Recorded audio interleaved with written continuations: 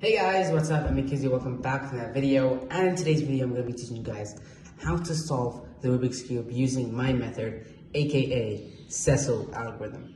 Without further ado, let's get right into it. So you might be asking me, what does CESL mean? CESL method, like CFOP. This is CESL. So what does this mean? This means you're going to do the cross, then you're going to be doing the edges, and then the corner swap. You're going to do the corner swap, and finally you're going to be doing the two last layers.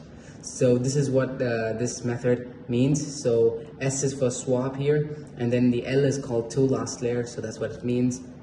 So first is you're going to be doing the center, which is the similar to 3x3, just do the center. And then afterwards, or you have the edge, which is these guys here. We're going to be doing these guys. And then you have the corner swap. So corner swap is going to be swapping this color with this color. You guys will understand once I teach you guys how to do this. And finally, you have two last layer, which is L. So you're going to be doing this and this in any order. So that's what it means.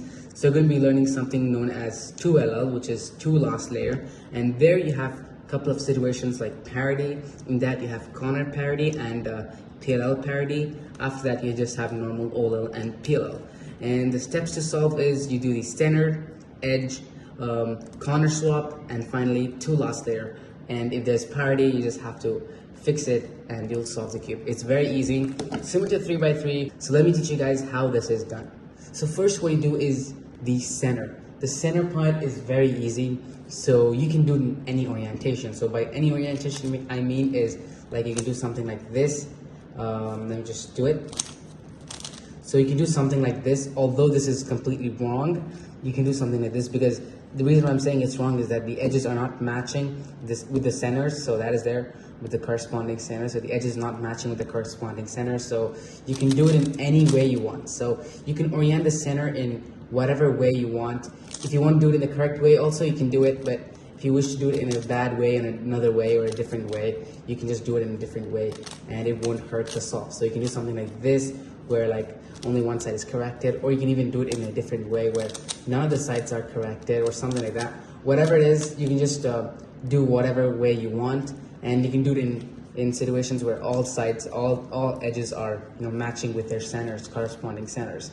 So that is the first thing. So you can do it in any order you want. So I'm going to be solving the white side. So I'll do something like this in any order. So it doesn't matter what order we're doing.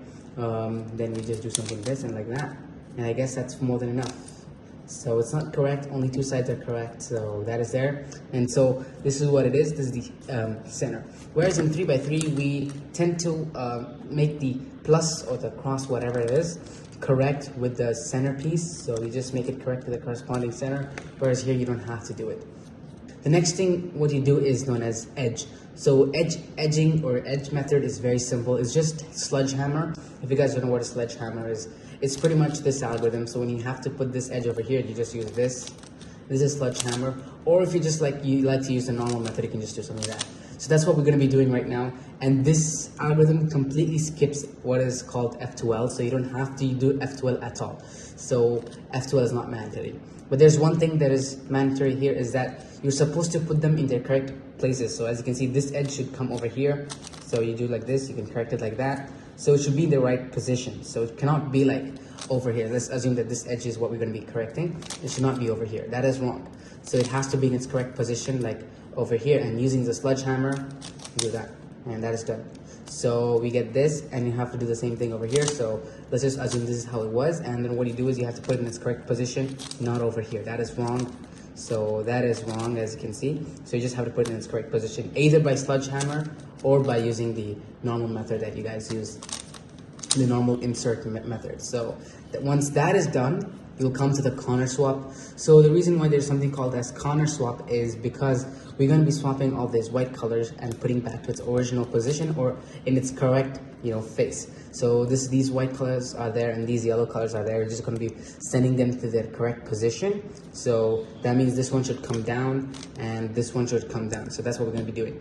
And you guys know this algorithm, pretty good one. So when you want to bring this down and this down both, and when there are two yellows here, this is how you swap using the normal, we're using the X perm. So you bring it up and you do this and it'll swap all the colors. So that is one thing to note. But if you're a beginner who doesn't know all these PLLs, what you can do is you can use the R prime, D prime, R, D, all that thing, and you can do it thrice. So R prime, D prime, R, D thrice, like this. R prime, D prime, R, D, R prime, D prime, R, D, R prime, D prime, R, D. And now what it does is it takes, it swaps these both colors one by one, and then it does over here the same thing. R prime, D prime, R, D, and one more, and we're done. So as you can see here, this is what we did. We essentially swapped the colors, and now we come to the two last layers.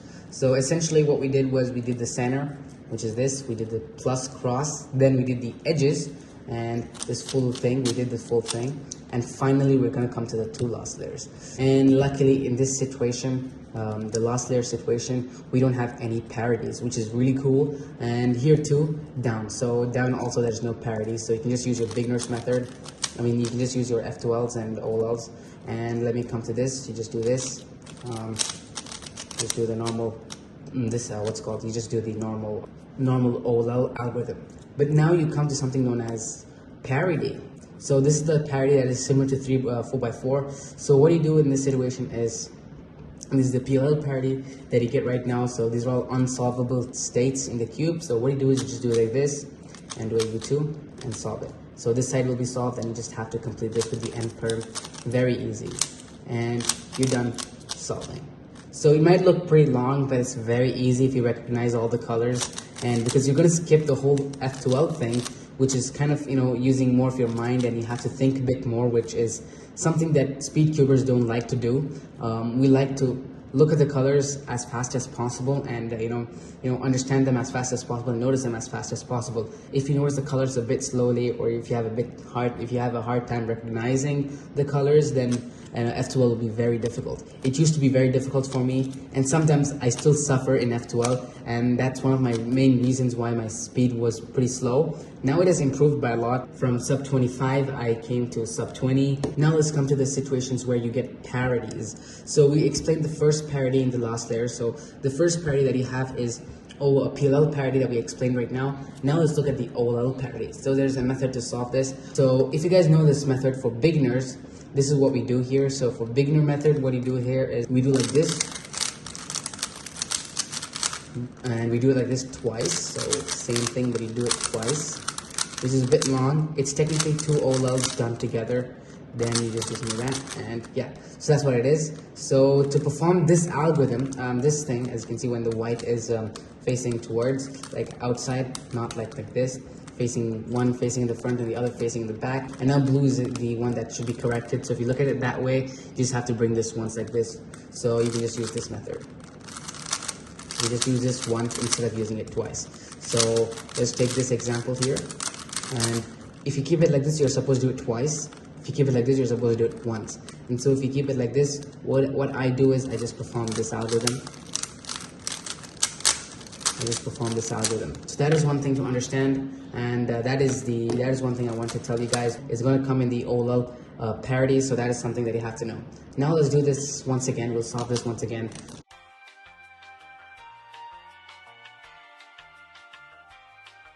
So one thing that you're supposed to know is the 7 OLLs. So to fix this OLL, so it is like this, so I have to replicate it. So to replicate that, you just have to fix this. You have to bring it over here. So to do that, I just do this method, and it solves the whole thing. Very easy. And now in this situation, what you do is you just use your normal F2L algorithms, OLL algorithms to solve it. And you got a parity right now, so that means you just have to finish this and then correct the parity as a whole if you want to do it. So you just do it like this, and you corrected the parity, solve it, and you'll correct and you'll be done with the cube. Voila. That's it for this video, guys. It's a very easy algorithm, a method. If you already know CFOP, you don't have to learn anything. You just have to know this method here and this beginner's method here. So just have to know this. And finally, you have to know the exponent. That is one thing that you have to know by heart. And you have to know this.